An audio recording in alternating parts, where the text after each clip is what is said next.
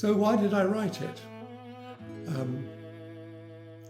I've been living in this world of Alice in Wonderland since I was a child. I really liked all the creatures and the fantasy and the nonsense, particularly the nonsense verses. But Alice, the character, not so much. She was an annoying, passive, Victorian, well-mannered child who irritated the hell out of me.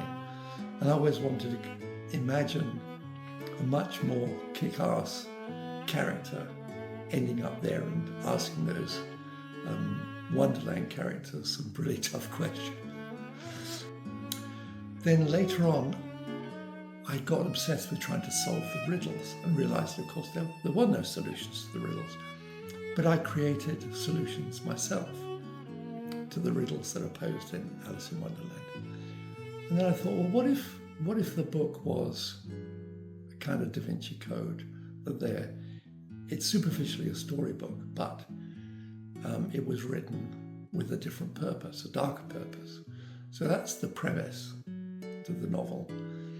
The difficulty is it's taken me 20 to 30 years to write it because I can't change the original books, but I've got to find riddles and clues buried in those original books that I have to kind of make up without changing the original book. So how do you do that? I'll give you an example. Hatter, the main character, the Hatter. Hatter is an anagram for threat. Now, I'm sure that wasn't intended by originally, but when I worked out, Hatter can be transformed into threat, that's the kind of thing that then my Ali character, when she's reading the book, starts to think that there are messages in the book.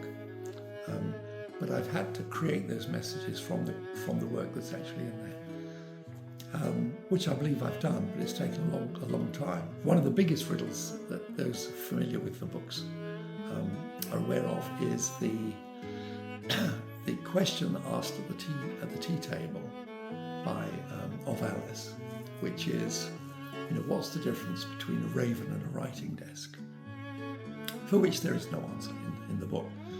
But I thought, well, if it is a riddle that does have an answer, and that answer is critical to the thriller, I have to find a way to make that riddle central to my book. And after a number of years, I came up with a solution to that riddle that is the essence of the book. And so no spoilers, but she solves that riddle towards the end of book 2. And it's quite a fundamental moment for the narrative. Anyway, it's taken a long time to write. I hope you enjoy it. I hope it doesn't take you that long to read it.